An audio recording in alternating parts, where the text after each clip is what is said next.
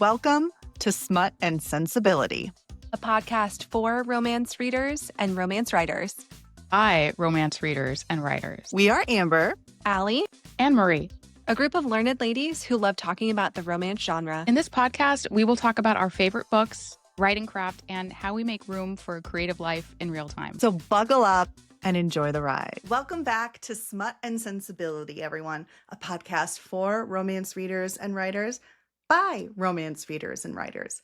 I'm Amber. I'm a corporate attorney by day and a romance reader and writer by night.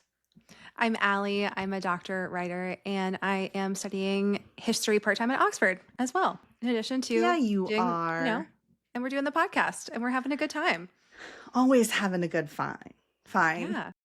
Always having a good time. Absolutely. It's the pillows. It's not my fault. It is. Amber, other than sitting other than sitting atop a perch of multiple pillows to get you in the frame, how are you today? Good. I'm really excited for this episode because you guys, we have decided that we need another segment to our podcast just because that's how we roll. And we're going to call it Tea Time because we had so much fun on our last episode talking about some like bookish gossip, publishing gossip, and just kind of like talking about what we see happening. And you guys all know, Allie, what kind of hot beverage do we love? We love tea. We've said it here multiple tea. times. Oh my gosh. I mean, the fact that we import it from the motherland across the pond. We do. Speaking of from England. We do. So what are you drinking for our first ever tea time? What are you drinking today? Scout. Scooty Boo is excited. I love his enthusiasm. He is forever our hype king, you know? Get it, I'm sure Scoots. everyone probably just loves hearing dogs barking on the podcast. So it's 2026. We're all working from home. It is like a standard ambiance noise, I feel like. That's very true.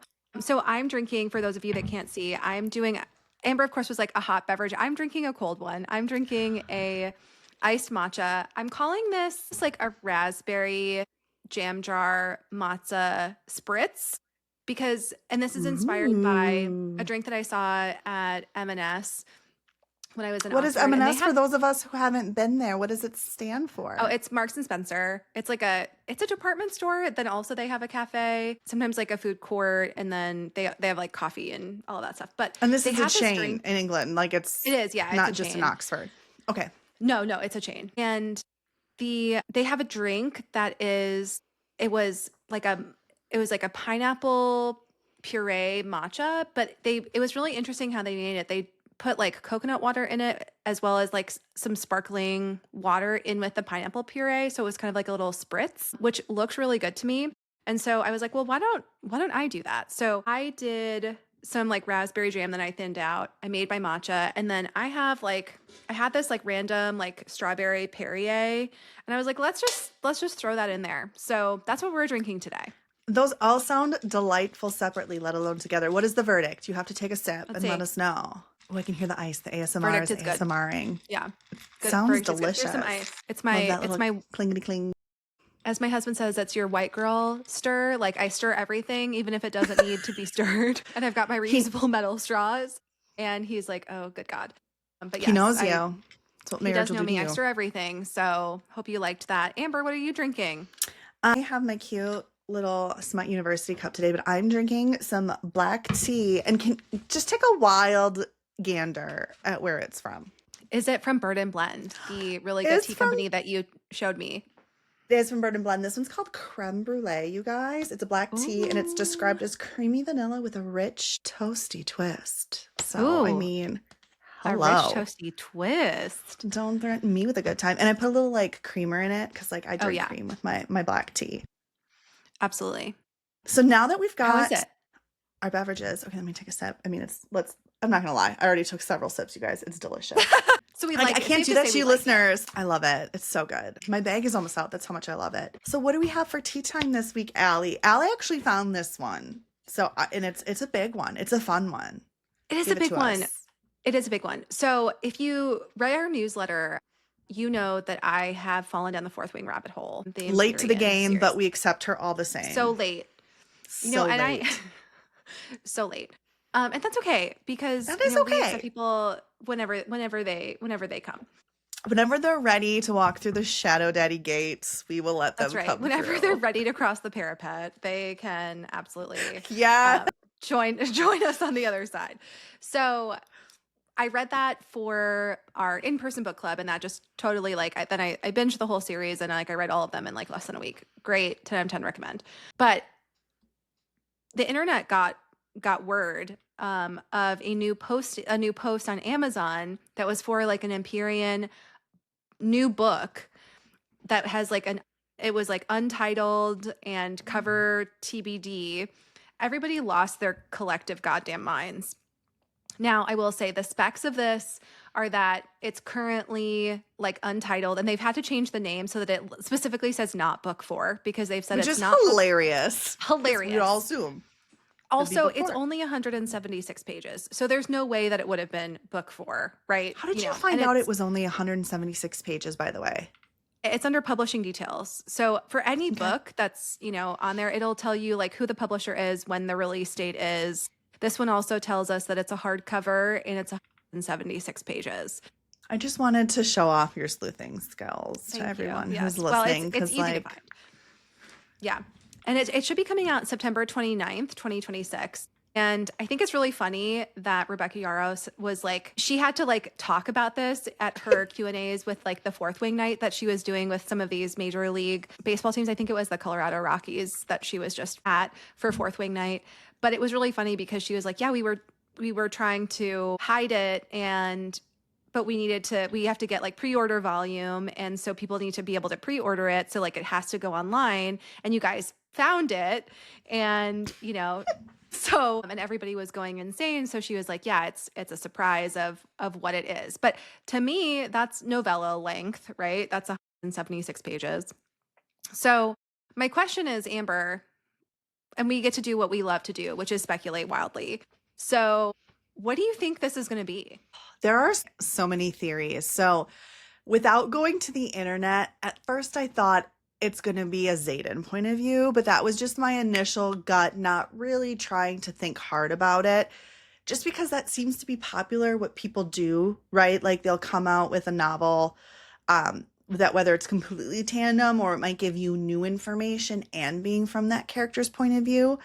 And also knowing it's not book 4, I'm just thinking it has to be intriguing enough to make us want to read it. But it also can't be spoilery for whatever is going to happen in book 4, right? So it's very interesting when you're trying to think about, even if it is from Zane's point of view, you're like, okay, Amber, but what is Zane going to talk about? Oh, that's a great fucking question. Right? How dare you ask me those follow-up questions? What do you think it's about before we talk about what we looked up? What was your gut reaction? So I was initially thinking, I was like, well, it's obviously a novella. I also think that prequels are sometimes pretty popular. So is it a prequel novella? Is it maybe about Violet's parents, those lost years? But I was like, that might give away too much for the rest of the series. I was also thinking that it could potentially be one of the that she quotes at the beginning of each of the chapter, the epigraph. So Colonel Kaori's Field Guide to Dragonkind, or whatever her name's How to Defeat Venin. Almost sort of written as the textbook, and then you can learn more about the world and maybe give us some more information about what we're going to need to know for book 4, potentially. I also was thinking, how she also included some of the recovered correspondence or unsent correspondence between the parents, between Xaden and Violet. Yeah. I'm like, maybe it's her dad's journal. Maybe it's something epistolary, something like letters back and forth to each other. Or it could be a POV of the dragons, which I think would be cool. That would be really cool. I do have to say online, because obviously when it's pub gossip. Tell me what news. Reddit said. Yeah, I had to go on Reddit because it's you always find the most crazy, but also sometimes you're like, man, maybe that's it. So very popular on different threads on Reddit is letters of some kind, right? Everyone's debating if it would be, again, Xaden and Violet, maybe why they were apart at the different bases. Her parents, Asher and Lilith prequel, like you talked about, maybe their love story, whether it's told in letter format or not. Otherwise, there were some really kind of wild ones that I thought were great. Or letters could be Liam to Sloane. I didn't really think of that. I Yeah. know, but also so sad. And maybe we learn more about Threshing, but also the rebellion group because he's able to maybe talk in code to his sister. Yeah. I really thought this was intriguing, a Bodhi point of view, because Oh. apparently she has said in an interview that Bodhi wants what Xaden has, but didn't like illustrate more. So maybe we will get that in a Bodhi point of view. Oh my God, that would Your be so mind is good. blown. Oh my God. And like obviously that includes Violet. And Right. obviously we're about to get new mooned so hard right now in book 4, like after the ending that we just had in Onyx Storm. So that would be really good, like a Bodhi point of view. And then this could be applied to any of these, but then it's like, even if you know a point of view, well, where are they? What's the time frame? Oh my gosh, I'm forgetting what the she's now the queen of, right? She got married and it's like Xaden's Oh, Tyrandor. region. There we go. We don't Yeah. really know as much about it, and Violet doesn't know very much about it. So this book, whose ever point of view it's from, could be her figuring out more family history or her coming into her leadership role. So you're learning some stuff that could help you, but also maybe sometimes with these novels, you could skip it and still do the whole series, right? So like giving readers Yeah. enough to read it, but not too much because it's not necessarily needed in the order. So I thought that was a Yeah. very interesting about what it could be about. Yeah. Like the Tyrish uprising or learning more about the Mhm. other lands or something like that. Yeah. Yeah. And then, like you said, the Book of Brennan or Fables of the Baron, like some type of historical text. But people did talk about that. And again, you don't necessarily need to write for the audience, but I kind of agree with this. If it was a whole book of historical text, I don't know how likely I'd want to pick that up. Like, it's really cool when you get bits and pieces, but to have a whole book of just textbook learning about the land, that's not really like what we're in Fourth Wing for, right? Like, it's a little bit of Correct. everything. That would be a lot. So I Yeah. don't know how acceptable that would be. So, and then we already talked about the backstory of Asher and Lilith. How about Taryn and Segal's love story? Prequel, Oh, but there. So kind of like the dragon's point of view, but their love story. yeah. Yeah, that would be good. But again, it might give too much away about their riders and what that all means. Because we all know the dragons are hiding something, right? There's some 100%. The there's some dragons know some shady shit shit. happening there. The And dragons I know some stuff. And I think that's going to come out as major plot points in the rest of the books. So it doesn't maybe track that we would like learn those big golden nuggets in this side book. Obviously, everybody wants the wedding and the missing hours, but I just don't think we're going to get that. That's got to be in the No. series. Don't you think? Like that was the cliffhanger. That's going to be in the main series.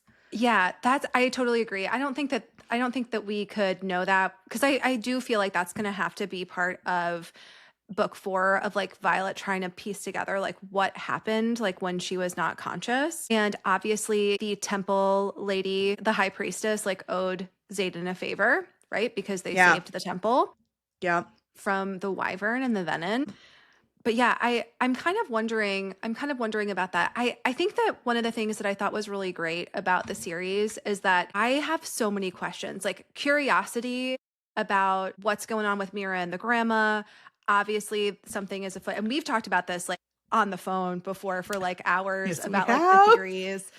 And so I feel like there's a lot of questions. Like I have a lot of curiosity about like what's up with Brennan, what's up with the parents, like Violet's parents, and like this weird like trip. Like why did Violet get taken to the temple? Obviously her hair is partially Talk about white. weird family dynamics and kind of fucked up situation. There is a lot Yeah. going on there that we all don't really know yet about every family member. Yeah. Yeah. So I think I'm really interested to see what we have here that's going to be a novella, but I think I'm excited for it. I think it's going to be fun. I do also think that realistically, you know, she just started writing. She just announced that she just started writing in March, you know, book 4. And so I do think that we're definitely not going to get book 4 in 2026. Like that's going to be in No, 2027. So this is, I that's think, okay. also something to appease the fans of like, hey, it's been a year since Onyx Storm And came out. make Like more here's money. Let's be real. And yeah, make but like more money. here's a little treat, you know, of Here's a something. little here's a little something. Yeah. There's two more quick if you're okay. I want to address Yeah. cuz I would have never thought of them. And I think they're pretty good. One is the threshing year, but with Zayden, Brennan, and talking about the marked ones. So it would be their Oh. threshing year. So like before Violet Oh. gets to the school. Okay. And I Some people are so freaking clever with like Easter eggs and shit. One person said this is coming out on September 29th. That is 2 days before Threshing Day, which apparently happens every October 1st. I do not remember that from reading it. So someone thinks it might be a collection of threshing stories Oh, that's that you very can get different cool. information. Yeah. Um, That's really so smart. Reddit always, it never disappoints. It could be all wrong. It could be all right. Who knows? Who But knows? like, it was so fun for us to just like geek out over the announcement, talk to each other, and then just kind of like see what the deep holes of the internet are saying now that the news is, about a week old or however long it is. Yeah. Yeah. And I think, Rebecca Yarros is famously a Swiftie. So like the Easter egg theory, and that sort of self-referential, I think that with the threshing and like it being 2 days before threshing happens in the series, I'm like, that feels on brand for a Swiftie. You know what I mean? Some numerology, we've got some math, we've got some important You love dates, like, numerology. of significance. So that does feel Swiftian to me. Yeah. I think that those are all like really good theories. But yeah, just speculating wildly as we do. Because it's fun. Tell us what you guys think. Have you Yeah, heard any what do you wild theories on think? the internet, or do you have a wild theory? Again, just for those of you who maybe haven't read it or didn't hear it in the beginning, this series is called Fourth Wing, and it's by Rebecca Yarros. Yes, yes. So, And also we gave some spoilers already, so sorry. shoot. We will add the spoilers. Spoilers ahoy. Okay. Like Past tense spoilers ahoy. We spoilers are crushing ahoy. it. We're crushing it today. You just listened to a bunch of them. Whoopsies. I do feel like though that book the book has been out for a year. Yes. The series has been out for 3 years. Like, we're not going to be the first people to spoil it for you guys. And it's such a big fandom. We'll do better. It is. Before, well, it's We'll do publishing. better We'll do better. We'll do better next time. This was our first like official like tea that And we we wanted were to discuss. so freaking excited to get going. We were like kids on Christmas. Are you guys ready? We got Yes. news. Yes. But we're amongst friends. So we were just like, we're just going to dive right in. We're just going to get in there. We thank you for indulging us. Absolutely. So. On to our normally scheduled book nook, baby. I'm very excited. You read a book by one of my favorite authors. I read another book by one of my favorite authors. So like this is a good book nook this week. So This is an Allie favorites book nook, and I didn't even consult with you. I just did this, and I'm sure once you saw what I was doing, you were like, oh, I was like, hell yeah, she did. I did it. Okay, who wants to go first? Should we rock, paper, scissors it? Or do we just, we haven't done it in a while. I think we have to. It's our shtick, right? All right, okay, so warm up. Audio, rock, paper, scissors. We're going to determine like who gets to go first. All right, ready? For you. Okay. 1, 2, 3. Rock, paper, scissors. Shoot. No! We both did paper again. Okay. God damn it.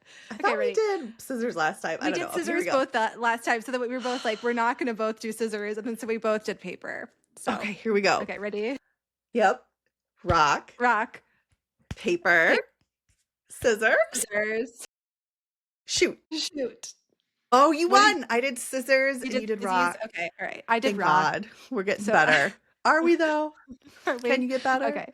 All right. So can you get better on perfection? Don't think so.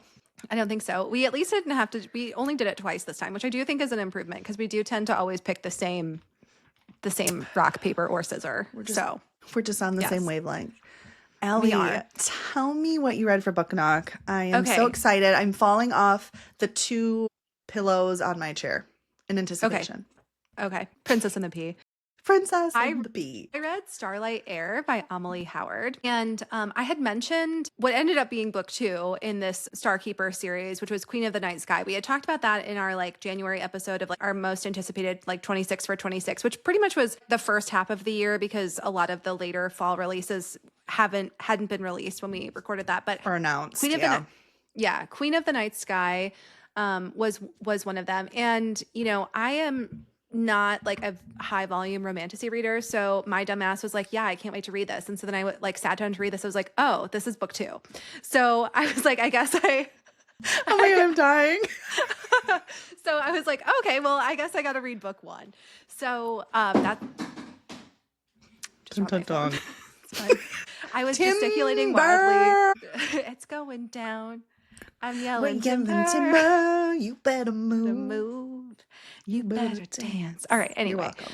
So I read the Starlight Heir book 1, and it was great. So the blurb, officially, His Imperial Majesty, King Zarek, requests your presence as his esteemed guest. When the gold-dusted court invitation arrives at Soraya Sab's forge, she believes it's a joke. Nobles might see her skills as a bladesmith, but she has no qualifications as a potential bride for the crown prince. Still, the invitation is the chance for an adventure and the means to finally visit the capital city her mother loved. But what awaits her in Caldari is nothing like she could have imagined, and it's fraught with danger. It's not the crown prince, but his impossibly handsome, illegitimate half-brother, Roshan, who captures her interest. And her ire... It's always the brother. It's always the brother. And her ire in an enemies to lovers dynamic she can't ignore. The invitation isn't a quest to find a suitable bride, but a veiled hunt for the Starkeeper, a legendary chosen one rumored to hold the magic of the stars in her blood. And across the city, political intrigue and unrest are brewing between the noble houses and the rebel militia. When the rebels attack, Soraya and Roshan find themselves on the run. Thrown together by danger and forced proximity, they try to deny their simmering attraction and knowledge that Soraya herself might be the Starkeeper. But Roshan is guarding secrets of his own, and with no control over the power stirring within her, Soraya has drawn the attention of a dark god, an immortal whose interests might be the biggest threat of all. This was great. I thought it was a really fun romantasy concept. You know, like I said, this is not usually my top genre, just not because I don't like it, because I do. I always enjoy them, but it's I don't know. I feel like I would be more likely to pick up like a historical romance or something like that. I feel like it's just like a mood read, right? You have to be in a certain mood to pick up romantasy, and you're maybe not always in that mood. It takes more to get into, right? There's more world building magic. Yeah. I don't know. Yeah, no, I totally agree, because they're so fantasy, like that's what they are. They're very quest oriented, you know, like there's a quest. And sometimes I'm not always like in the mood for a quest, but I was in the mood for a quest. And I thought that this was great. I did go on and say like I knew Amalie Howard was going to treat me right, like when she took me to romantasy, and I was correct on that.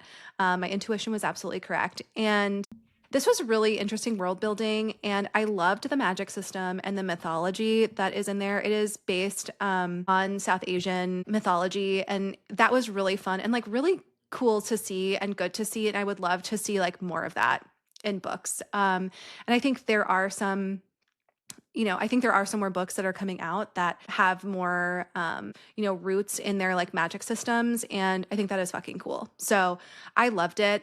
Our heroine, Soraya. Cool. Yeah, so cool. Our heroine, Soraya, is like very fiery. She's very passionate and she's very capable. And you know, we love a capable heroine. And Roshan, our hero, he was very swoony. And, you know, I know that it was blurbed as kind of enemies to lovers. And like there were moments where like she resented him or they had sort of like a back and forth. But I think the thing that I really liked about him was that even when they had like their disagreements, or she maybe didn't know who he was like at first, he had lent a lot of like quiet strength to Soraya and kind of let her like outshine him in ways, which I don't think that we always see when we're talking about romantasy. You know, like there is kind of like the hero that's usually royal or is someone who has like immense power, and maybe the heroine has like her own power, but I think there sometimes is like the damsel trope that I feel like happens, and this I don't feel like was like that at all, which was really refreshing. And I think that he absolutely was in awe of her and her extreme magical abilities, because she is the Starkeeper and she has like all of these magical capabilities and she's part of this prophecy. And, you know, he is not. He gave her guidance and he gave her backup and he gave her support, but she very much was running the show. She would seek his counsel for certain things, but she was the badass wielding her powers when she needed them and saving their asses. So I really liked that. I feel like their love scenes were really good. And I have a lot of questions about this sort of political intrigue and this prophecy and this mystery that I'm excited to read more about in Queen of the Night Sky. So I would absolutely recommend, if you're looking for a new romantasy, because you just, you know, you need something, this is absolutely a great series to get started. And so far we're published out to book 2. So I have a question for you that in romantasy, especially when there's series, it's not always the case. But since there's more than one book, there can be more than one love interest, and the person they always start with isn't always endgame. after reading book 1, how do you feel about Rashawn? Do you think he's gonna be endgame, or you don't know, or you didn't even That's a have that really thought good until I said question. it? So I think that he is, but I think there are Okay. some things about Roshan that we don't know yet. And Mm-hmm.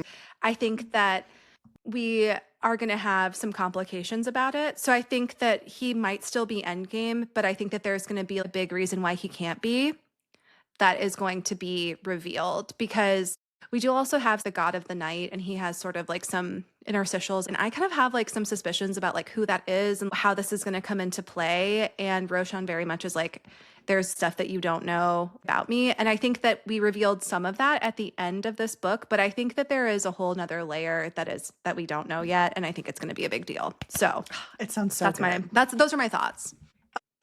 A good one. And you're expanding your romantasy. I'm real proud of you. I know. Proud Look of at me you. go. I was thinking, I was like, oh, I feel like I'm gonna probably have to read Quicksilver. So anyway, I mean, if you do that one, we do audios anyway. The audio is really good. The audio that's what you performance of said. Quicksilver is really And delicious. I think I might wait to read that one until like later in the fall, because that third book comes out in the fall, and I'm just like, you know Everything what? would be fresh. Then Smart. it would be fresh, and then I could do it all. So that might be what I do. But I definitely think that that's on my list. And you've recommended a couple of romantasies on Book Nooks before, and so those are definitely on my list as well. So Love it. what did you read, Amber? What do you got for me? What I got, I'm reading book 2 in a series. It is called Taste Like Shakkar by Nisha Sharma. I read the first book in this series, Dating Dr. Dill, when it came out, and I loved it. Love. And now Love. it's so good. And now I'm finally getting back to the series, and I'm so excited that both book 2 and 3 are out. I think when I read this originally, Dating Dr. Dill came out in 2022. So I think we were like coming out of the pandemic, and I was reading a lot, but it wasn't obviously as into knowing when releases are and stuff. So I was bummed the books weren't out yet, and then kind of forgot about it. So yeah, I finished this. I devoured it, and I'm already on to the third book already. So it was so good. So I'm going to hop in the description for you now. I love that. Yeah. And I just think that we're not, we read stuff that's backlist or stuff that's like a couple of years old, because the reality is like there's so many books that come out. Like our TBRs can't, like, they're big. And so you may love something and you're like, oh, I forgot about that. So that's also why we're here. Yeah. It's not always just new releases. That's right. So in this hilarious follow-up to the breakout rom-com Dating Dr. Dill, Nisha Sharma adds Shakkar and Murch to Shakespeare's iconic comedy Much Ado About Nothing for one sweet and spicy love story. Bobby Kaur is determined to plan a celebration to remember for her best friend's wedding, but she has 2 problems that are getting in her way. The egotistical and irritatingly sexy Chef Benjamin Bunti Pata is supposed to help her with the menu since he's the groom's best friend, and someone is trying to sabotage the wedding. With aspirations of taking over her family's event planning business, Bobby knows that with one misstep in managing the Karina Man and Prem Verma party, along with the other weddings on her plate, will only give her uncle another reason not to promote her. That means Karina's big day and Bobby's future career are on the line. Bunty will do anything for his best friend, even though he has his hands full in finding a new location for his next restaurant, while also playing mediator between his brother and father, the celebrated non-king. When Prem asks Bunty to help with the wedding menu, he agrees, especially since it put him in close proximity to the delicious Bobby Kaur. When a mystery Saudi saboteur starts leaving threatening notes and canceling cake orders, Bunty and Bobby have no chance but to call a truce and face the volatile attraction they have for each other. Through masquerade fundraisers and a joint bachelorette trip to Vegas, this chef and wedding planner explore their growing connection, all while trying to plan a wedding at the Messina Vineyards in a time crunch. But once the Saudi saboteur is caught and the wedding is over, will their love story have a happily ever after? And there's one little part here I forgot. With the return of the meddling aunties, who are scary good at finding information, and a lot of hilarity and hijinks, Bobby and Bunty's romance is an event you don't want to miss. I love the mystery. I love the intrigue. I love the aunties. The aunties are, they steal the show. They do. Yeah, they steal the show. I remember loving Dating Dr. Dill, but man, did I miss the world that Nisha created. This is exactly as described. It's hilarious but sweet and spicy love story. And Nisha showcases her culture so beautifully. I want to be immersed in this world. She also doesn't over explain it either. So you, the reader, have to take the initiative to look up things you may not know. And I love this. It isn't Nisha's job, in this one white lady's opinion on the internet, to educate me on all the nuances of her culture. It's my job. And I delightfully did so when I came up to a term I wasn't familiar with. I felt like I was able to learn it more too and like retain the knowledge. And then she wasn't forced to have to like info dump in a book where she wouldn't need to. So I loved that. I don't want to go into too many details because I love this so much. I don't want to give away too many spoilers. But the way she sets up the enemies to lovers in the beginning is chef's kiss, pun intended. Oh, Amber.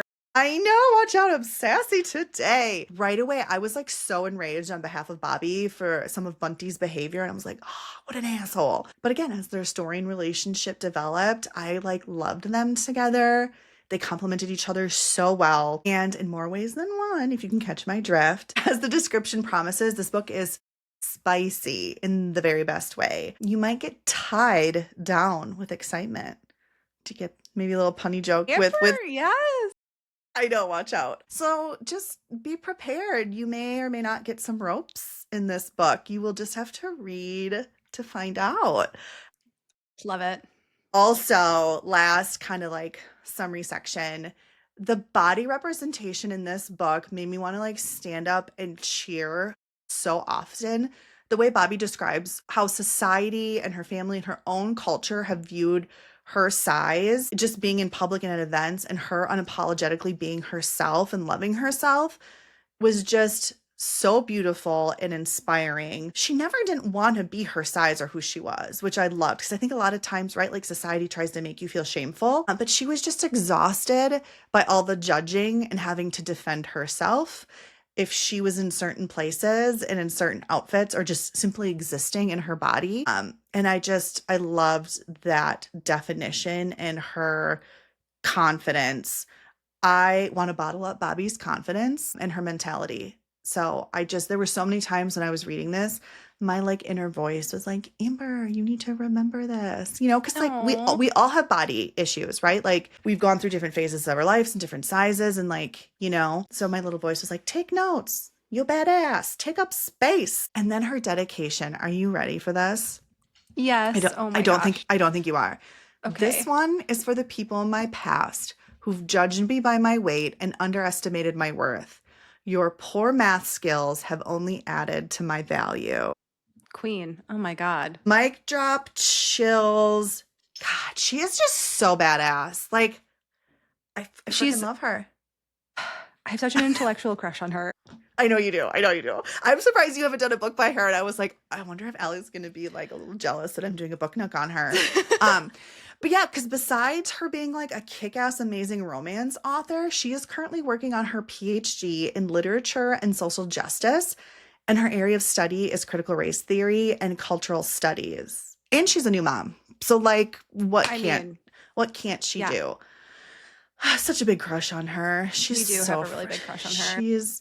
She's such a big, she's so amazing. And then the last thing, I listened to this book, broken record by now. You all know I love audiobooks. The narrators did an amazing job. I especially love hearing all the correct pronunciation of the beautiful language, because I don't personally know it myself. So I always love that when there's a book that's a culture that I am not a part of. And if there's a lovely audio book version, I like to listen to it because I feel like it adds an extra element, because I'm not reading it in my Midwestern, dialect. Yeah, in my Minnesota. And this was narrated by Sunila Nankani and Vikas Adam. It was just, my gosh. Have you downloaded it yet? I can't go on enough. And so good. Yeah, I loved dating Dr. Dill. And also Nisha writes under another pen name kind of for her like romantic suspense. And she had sort of like a ghost thriller romance that came out like last fall that she writes under like Nina Saxena, which was really good. So I read that too. Do you remember what that? I'll have to look it up. I don't think I've read that one. I obviously just read what came out for the anthology by AH Squared. Yeah, she writes under Nina Saxena. Now You See Him. And just so you know, the cover of Now You See Him is really great because it's this woman and you see the house in the Poconos like in the back. And we have like a hand necklace, but it's like a ghost hand. It's hot. Recommend. So hot. Yeah. I mean, I have to finish the third book, and then I'm just going to go on a Nisha spree. I'm just going to back to back because Sometimes I you feel just like it. that backlist is just calling. You know what I mean? Yeah, heck yeah. So Yeah. good book, Love it. Nook. Really great book, Nook. Oh my gosh. Two amazing authors that we covered today. It's Two almost people like we're doing this on the regular and getting pretty good. I don't know. Oh my God, I know. All right. So we're going to get to the main event now, which is our craft corner. And today we're going to be talking about Write Your Novel from the Middle, which is by James Scott Bell. He is a best-selling author of multiple thrillers, and he also teaches writing craft. He has some pretty like popular seminars and things like that at different writing conferences. And the premise of this book is basically no matter what your writing style, whether you're like a planner, a plotter, or whether you're a plotter, a pantser, or like He calls it a tweener, right? In between, a tweener is what he calls them. Somebody who doesn't fall in either of those categories, you will be able to essentially use this simple concept that he has created so that you don't have like a saggy middle, or if you're a fan of the Great British Baking Show, a soggy bottom. So nobody wants a soggy bottom. It's a soggy bottom. Ooh. That wasn't so good. I gotta No, thank you. You know, I've gotten you to sing on the podcast. Now my next goal is for you to do a British accent on the podcast. Soggy bottom. No, that just isn't right. Next time she'd be like, Amber, I need to listen to my audio tapes. I need to get into it. Get me prep time. Exactly. Consult with her dialect coach, the whole ordeal. Right. That's right. Consult with my dialect coach before the pod. Yeah, exactly. And so James argued that basically if you know the midpoint of your story, that basically all of the momentum and plot kind of comes from that center in a way that's very satisfying to readers. And the first thing that he talks about is actually stakes of your novel. And, you know, his point is that if you know the stakes first, before you actually figure out your midpoint moment, then that is required because your midpoint is where everything changes. And what he actually calls like a death moment. And that can be like figurative, right? But something has to change. There has to be a death of something. And I like how he defines the death in the 3 Ps. So it can be a physical death, a professional death, or a psychological death. Right. I thought that was a really good interpretation because, again, you think of death, you always think of just the physical, right? Like somebody died. Yes, I agree. I think he did a really good job with that. And I think one of the things too, this is not written for specifically romance genre, and we'll kind of talk about that like towards the end of our review and everything of the book, but definitely romance. He does mention like that would basically fall under like psychological death, right? Like, and he says on page 9 that like psychological death is the key to all romances because if basically our two characters don't get together, then they miss out like on their soulmate, right? So, and I think that a lot of these like death moments, they also kind of have to do with like the underlying wound, you know, character as well. I like how he talked about too that you can layer these as well. So I think that can be common in romance. There's always going to be that threat of the psychological, but whether there's physical danger, right? There could be an action element. Allie, your book is going to have it because it's a thriller, or like a professional, right? There's many workplace romances, or even in my own, right? My main character, she needs to get her career back on track. Her career is everything to her. Like that is going to be a death to her if she can't get that back. Right. So I liked that too. You have to have at least that one threat of one death, but sometimes it can be multi-layered. No, exactly. So taking those 3 deaths, he talks about the structure, the 3-act structure, which we're all very familiar with, but he uses a visual of the suspension bridge. And we'll put one here for those of you who are watching on YouTube. And I really liked it. I'm a visual girl. So those of you who were listening, right, we have a bridge over a body of water. And then there's like a big arch up to a point. There's one big point. In the middle, it sags up to the next big point, and then it sags again. So there's 2 high points with these 3 sags along the way, right? And so the first big sag until the top point, he calls the beginning until he gets to what he calls the first pillar for this suspension bridge. So there's going to be an opening disturbance in this scene, a challenge, a change, a problem from the old world of the character, right? We've talked about this in other craft book before, right? Something's going to change out of their normal everyday life. And then sometimes there's a care package he talks about that can happen in the beginning where you want to demonstrate your lead character caring about someone in the beginning of the book. You need to give the why for your character's external plots. Allie came up with a wonderful example that is very memorable. Allie, could you give us an example of our character needs to care about something? Yeah, like for example, like your hero needs to save his sister's sex toy company because it was her last wish, before her untimely death in a liquid silicone accident. So something like that. You gotta do it for your sister. You gotta do it for your sister's sex toy company. She would want it to continue on. Absolutely. Oh my God, I love that. I love that. I'm dying. An argument opposed to transformation. So like there's some big conflict there. And then sometimes too the theme, right? In the beginning, the thing that the main character really believes in that will ultimately get either reversed or resolved in the end of the book, the lie. So you kind of have to set that up all in the beginning, gradual increase in the beginning of our suspension bridge before we're going to get to that first pillar, right? There's trouble brewing. There's a trouble a brewing. It reminds me of, we just did a post of this, but is that from, I'm still laughing because I can't think of, Mary Poppins, where Dick Van Dyke's like, winds in the east, troubles a brewing. Troubles a brewing. Something bigger is coming. And that's what's going to get us to the first high midpoint on that suspension bridge, which is the first pillar, what he calls it. Allie, do you want to tell us about the first pillar? The big phallic erect pillar. I would love to talk to you about the first pillar. So that is, again, that's our first kind of our transition point between, essentially act 1, the beginning, and then act 2 that gets us into the start of the middle. And this is basically the point of no return, number 1, which is what he says. And that pushes you into act 2. This should be about a third of the way through your book. And then he also has a couple of other of these, like Amber said, some of these signpost kind of plot beats. And one of the other ones is a kick in the shins should happen during this. He's funny in this book. There's really a few times kick in the shins. I've never heard someone talk about it that way. And you could tell he's making a joke. It's a setback, right? Yeah. No, it's so funny. I think he does a good job, and it's a quick read. It's an entertaining read. I think it's a worthwhile read. But yeah, so this is obviously a setback, like Amber said, where, they're trying to solve the problem that was stated, at the beginning of the book. And it's not working so good. And then we have the middle, which is our mirror moment or our look in the mirror moment. And I feel like this is the big part of. Yes. This is the big part of the book. So if you're going to take something.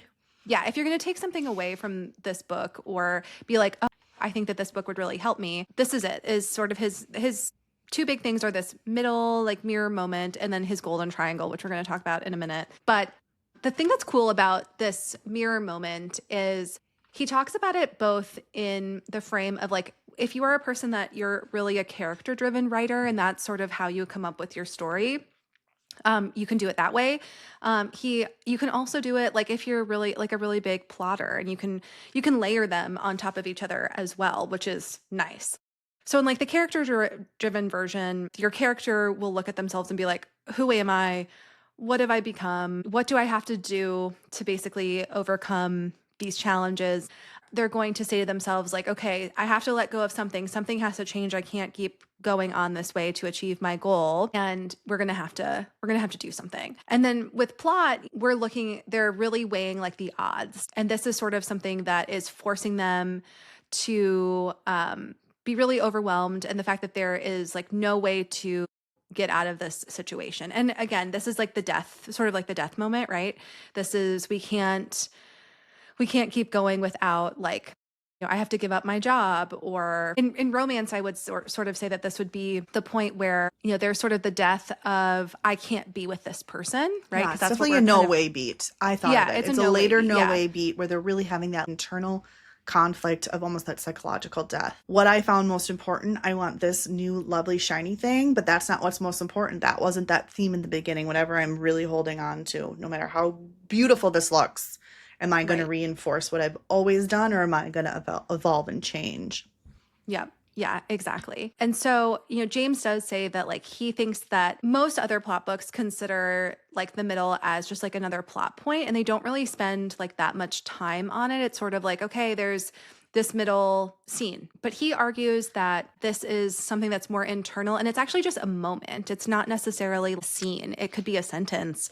You know, it's something that's pretty small, but it is this reflective moment of assessing everything that's happening. See, I like that he calls it a mirror moment. And I think that the alliteration, even though it's only two, that sticks out to me, that it's going to be a moment that happens in the middle of your book. It's not a whole chapter, it's not a whole scene, and it can be longer, but really it's this moment that's pivotal, that's tied to your character, and it's internal. So like you were saying, Allie, a lot of people just view it as an external thing. Like it needs to hit a midpoint of something external happening. It's a plot driven thing where really it's this like internal development that's happening. Again, this mirror moment where they're looking inside themselves, they're reflecting, and whatever that looks like based on your character. I was like, oh, mirror moment. I don't know, for some reason that term really clicked to me. Like middle mirror moment. Oh, there's my 3 M's. He doesn't call it that, but maybe I There will. you go. I love middle it. Mirror moment. Yeah. And and obviously it needs to be explicitly stated, like whether your character is saying it to themselves, like internally, or it's something that they're saying to someone else. So that's the big thing in this book, is this mirror moment. This is sort of the point from which everything flows. Everything kind of comes down to like this is the hinge, right? So that's the big thing. So we've had our mirror moment, and then we're kind of cruising along still through Act 2.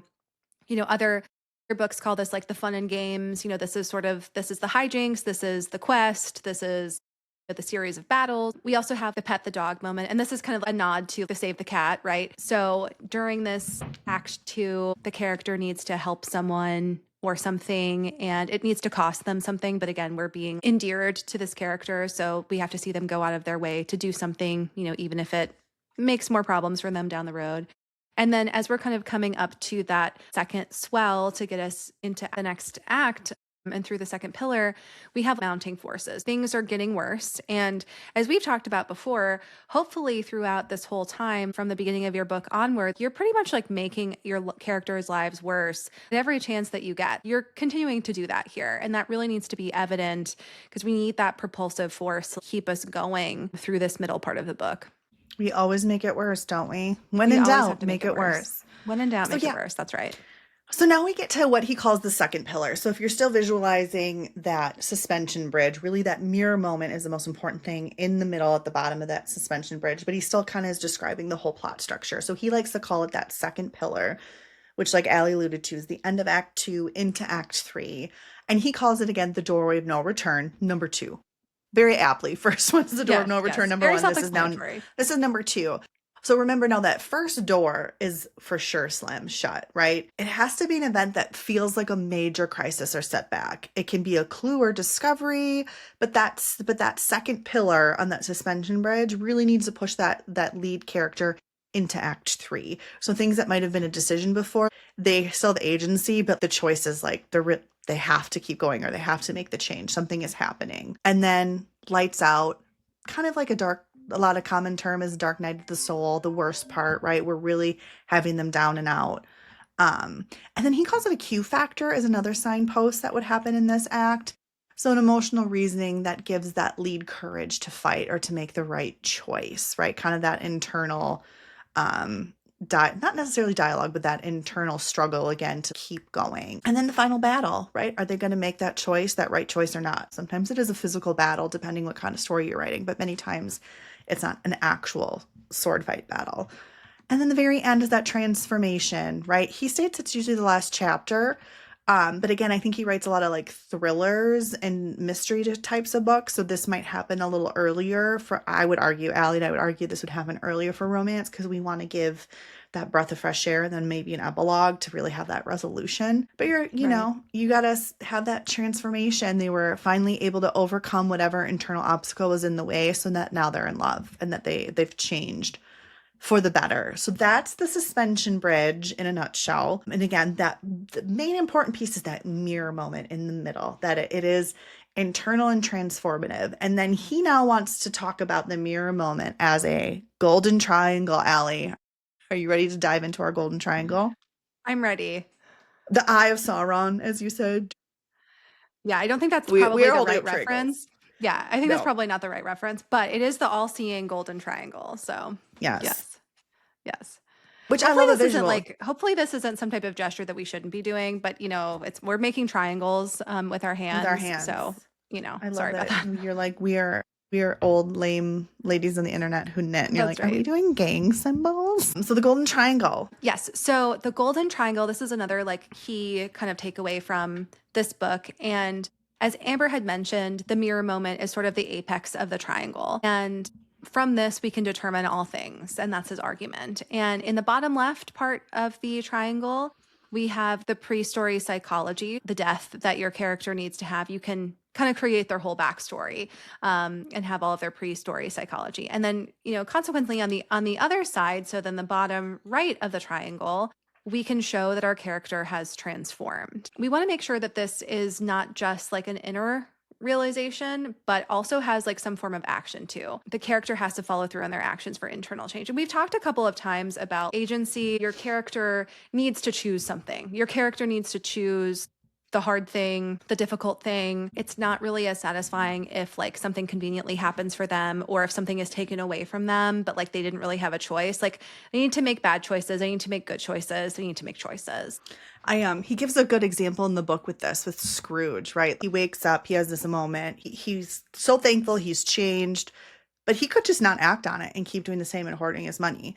But he has action. He goes out and he buys the turkey and he becomes like a second father to Tiny Tim, right? It's followed up with action. Not only is he internally changed, but his actions match that. And I was like, oh, who doesn't know Scrooge? Right. Easy example to remember. No, he's a great example. And the good news is for this satisfying transformation, like once you know your transformation, then you can sprinkle something back in the beginning that will then make the transformation even more satisfying. Like an Easter egg or a little foreshadowing. I really liked that too, because I think sometimes I'm always in awe of some books when I'm reading them and like it all comes through at the end. I'm like, how did you think of that in the beginning? They probably didn't.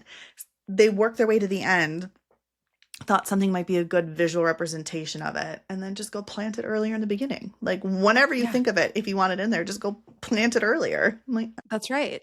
Exactly. Sneaky. I love it. So think of the golden triangle. Again, good visual representation. And then he talks about extra bonus tips and tricks that he's had through his career in teaching. And there was just one little bonus that I wanted to talk about that Allie and I thought was pretty cool. He calls it brainstorming movie in the mind. So I think it's very common for a lot of writers that it's like writer's block, or you may know where you want to go, but you don't know what's going to happen in the middle. So he has this exercise where it's almost like a little meditative in the beginning to get comfortable, close your eyes and count down from 20 without thinking about anything else. And if your mind wanders, just start over again. Just try to really count down from 20 without thinking about anything else, just to get you kind of in like a calm, clear state. And then pretend that you're walking through a magical movie screen into the movie of your novel. And then just free flow. What do you see? What are the characters doing? And then free flow write those ideas. He suggests pen and paper because it shouldn't be complete sentences. It's just ideas to really give you a big brainstorm to then think about what you want to write in that scene. I just thought that was like really clever. Like I'm sure people do that, but like if you're struggling to really force it down into like a concise exercise. And then two things he always thinks about when he's writing a scene is the 3 O's, which I giggled like a little schoolgirl. I was like, 3 O's, okay. Ooh. But what it really is objective, obstacles, and outcomes. So make sure that there's those 3 things in your scene. And then he does sues. He was a lawyer, so he was kind of making a joke like you sue someone, SUES, and that's something unexpected in every scene. Whether you agree with that or not, I just had never heard of it, and I thought it was kind of a clever acronym. I wanted to share those last little, as I like to call them, golden bonus nuggies. Yes. With you all, but that's the little short guy. Write your novel from the middle. As Allie alluded to, I think the main takeaway that's different here than a lot of other craft books, and it's nice succinct, is the middle mirror moment, making it eternal, tying it to your internal character's trauma or wound. And that golden triangle, baby. Golden triangle. Amber, what do you think about this book? Like, would you recommend it? And what do you think about how it relates to romance? Like, do you think it's useful for romance or applicable? I really liked it. I'm glad this isn't like a first craft book I would have picked up as a romance author, because I think it's really helpful. I really like the mirror moment. That was intuitive. and the Golden Triangle. But I think, and he even says he's like a thriller. I think it's clear that, you know, he references romance once or twice, but he's not a romance author. Even in the back, he talks about one of his favorite like books is a noir from the 1940s, and he likes it because they allude to having sex without mentioning body parts. So it's clear like he is not as So he's spicy. not ever going to have 4 O's. It's not going to be objective obstacles, outcomes, and orgasms. That's Or that's not gonna orgasms, be for exactly. Or him. they're going to be No. he's closed door, right? And there's no Right. yucking anybody's yums. And I think Allie, through us having written and being studying craft on our own for so much, I think it was nice having the confidence to know, oh, this is really intuitive. I like this resonates. And then to recognize that this doesn't resonate because I think it's more for a different genre, right? Like not being like, I don't understand how that applies. I'm missing a concept. So I still think it's a really great little nugget of a book, and she's tiny. And I definitely love the mirror moment, but I don't think everything is applicable to romance. What did you think? Yeah, I also really liked it. Also, totally agree. I think it's really important to probably know a bit more about sort of the basic beats for your genre, whether you're like a Save the Cat disciple or if you like romancing the beat. The thing that I do really like about it though is like the concept of the mirror moment and the golden triangle. When he says that you can be like a plotter or a pantser or someone in between and that you can use it, like I think that that is absolutely true. I think the sign of like a really good craft book is when you're taking notes and you're reading something and you're thinking about your story and you're like, ooh, what about this? Or like, oh, I could tweak this, I could refine this, and I could clarify this. Or if you're like, I know that this is kind of a little bit lackluster right now, but it's a first draft, and then you're reading a craft book and you feel like, oh, I think I just figured it out. So like I have like some little notes in the margin here as I was reading this on the plane, and I was like, okay, like this is getting me thinking about my story and like how I could make this a little bit more impactful. And I think that this stacks really nicely on full performance, which we just talked about, and some of the points of tension. And I think it stacks really nicely on story genius as well, because I do think that when we're talking about that mirror moment, that, you know, like, again, a lot of that is like really internal and like your character's motivation. And it sort of is a similar concept of like letting this sort of like middle tension point, like drive, you know, forward and backward, like in the story. So I thought it was great. Agree. You know, it's not specifically for romance. I think that some of the beats they're very, you know, they're very Action like driven. Hero's journey, very Yeah. quest oriented. So I don't necessarily know if that's applicable when he was kind of giving examples about that. But for sure, the golden triangle and sort of that mirror moment that he talks about in the middle is definitely applicable. So you guys should definitely pick it up if this sounds like something that you're interested in. Like Amber said, it's very thin. What is it? 70 something pages. Oh yeah, you're right. 75. 75. Tiny. I think with the author's note, it's 77. So it's quick. I think it's a good quick reference. and dirty, you know? She's quick and dirty. Yeah. I think it's a good reference, and yeah, would recommend. Another successful craft book. And, I you know, let know. us know how you've been liking these. We've been trying to do some that are sometimes a little thicker, some a little thinner to give variety and diversity in the Yeah. thickness of our books. I just realized how that sounded, and I'm not going to apologize for it because that is truly what we're doing, because sometimes you don't have a time for a big tome. And sometimes That's right. you do. I really like doing these craft reviews like from like our side, because I think it's a fun thing to do. But I'm also thinking about if I were 5 years ago looking for like a podcast love about this. like what I wanted, I would have loved to like listen to some people talk about like different craft books so that I could kind of get a vibe of like, hey, is this something that would maybe fit into my writing? Is this something that might solve a problem that I have for me? So that's why we do it, because it's something that we would have wanted ourselves back in the day. So let us know what you guys think. Do you like it? Should we keep doing it? Is there a book that you would like us to talk about that you have read or you have been curious about reading, like a craft book? So you can drop that down below, and we're happy to take suggestions. We have a bunch of them on our list of some things to cover, but just let us know if there's something you'd like us to talk about. And that brings us to our happy endings, because we all deserve a happy ending. Allie, do you want to get us started? I don't. Amber, do you want to go first? I don't. No, I do. I'm trying to think. What is my happy ending this week? First. We didn't. We usually do write it down. I know. I think this is going to sound anticlimactic, but I think will resonate. Nothing is coming to head, but that also means this week there hasn't been anything like terrible or major either. We've been just kind of like coasting mundane, and that feels really good. So maybe that's my happy ending of that. Like, sometimes it feels really good to just feel like we're in a normal flow and things are on the schedule and we're working and we're getting up and going to school and life and eating and spring and summer's on the way. And sometimes it's nice not to feel so hectic. And I don't mean to rub that in your face, Allie, because I know your life is feeling so hectic right now. As I said that, I'm like, my happy ending is the opposite of what your life is right now. But yeah, I think that's my happy ending. I'm just, we've had no emergencies or craziness on my end. That's a And gift.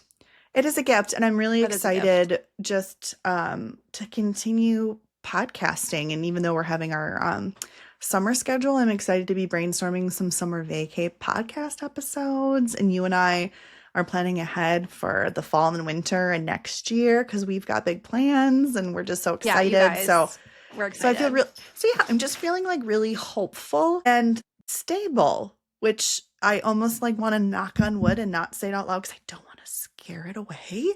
But No, like, don't scare it. Don't scare it. We're superstitious over here. Don't. I need to nurture it, but I'm feeling very hopeful and stable. So yeah, that's quite a happy ending, I think. That is a great happy ending. Yeah, I think that like stillness and, you know, a sense of like everything is stable and fine. I think that is such an that's such an underrated like thing to be happy about. Especially like with all of Patrick being gone and solo parenting and just corporating and nothing like all is of that perfect stuff. by any means, right? Like that doesn't No, mean but things are like perfect, but just like the everyday scoped in view, no what I can fires to control. put out. Like Yeah. you're kind of just you're going and you've got momentum and like things are smooth sailing and like that's way underrated, I think. So yeah. My happy ending, number one. So like I said, I was just in England and I gotta say, England in the spring lives up to the hype. It was beautiful. Was I everything just like left. flowering and blooming, and Oh was my it just God. like No, it was so beautiful. Everything was like in bloom. The Did you take what's it called? pictures? I did take some pictures. Yeah. Okay, good. We'll have to do some for the socials so people can see the beautiful pictures. Like the wisteria was blooming. Ugh. Like it was just beautiful. And I had left like rainy, gloomy East Coast. And when I landed in London, it was like sunny and like 72 and not a single cloud in the sky. And like the greens were greening, the blooms were blooming. Like I was just like, I was really grumpy and like sleep deprived because I can't sleep on planes, but I took a red eye anyway. So like that was a fun journey for me. I was like, okay, if I like didn't come, I wouldn't have gotten to like experience this. Like this was physically just very, very, very beautiful. It was like So main I would say character that energy when you hopped off the plane. Yeah. Like, did an intro Yeah. song start in your head? Because it was just like no, but it should. gorgeous. I was too It should tired have. for that. I was too tired for that. But I definitely, yeah, that would definitely lived up to the hype. And I think my other happy ending too is, we just heard back from like one of the authors that like is an auto-buy author for us about like, like coming on the pod. And so, we're really excited about just like talking to This some of these particular authors authors. that we love personally as readers and like really admire their work. And so, yeah, I think I'm really excited. I think that we have a lot of good things coming for like when the busy, crazy times come. And I'm looking forward to the fall. I'm always looking forward to the fall, but I think this year even more, like I'm looking forward to the fall. So, yeah. I love And with it. that, We we're made out. it. We're out. We're out, bitches. We're everywhere. You can find us everywhere. That's it. No, I think we have to say it. I know. And then I was gonna like I started and I could see your eyes. You're like, all right, Amber, take it away. I'm watching you. And I was like, And you're like, you can find us. And I was like, go girl. And you're like, everywhere. Pause. silent. Ah, that's so funny. But yeah, She flew too close to the sun. I know. You can find us on Apple Podcasts, Spotify, Amazon. We are on iHeart. We're also on Audible. So like that's really exciting. We're Smut and Sensibility Podcast. We're also on YouTube, Instagram, and TikTok at Smut and Sensibility Pod. We're also on Blue Sky at smutandsensibility.bsky.social. We've got our newsletter linked down below. Yes, we do. We do like a monthly newsletter roundup, kind of like feel good stuff. A lot of the books that we're reading that don't always make it on the podcast because we read a ton, we read constantly. And just like we've got some recipes and kind of some other like publishing pop culture news that's in there as well. So just like a fun little bonus content, and we'd love to keep in touch with you guys, like outside of algorithms that are the bane of our existence. But yeah, if you haven't already, we would love if you liked and subscribed, gave us a 5-star review, followed us. Yes, please. We love hearing from you guys, and we love building our Bookish Bestie army of people that love romance, that love writing romance, that love reading romance. Yeah, so thank you so much for joining us. And Amber, do you want to sign us off? Always go in pursuit of your happily ever after, everyone. And importantly, stay smutty. Bye, guys. Bye.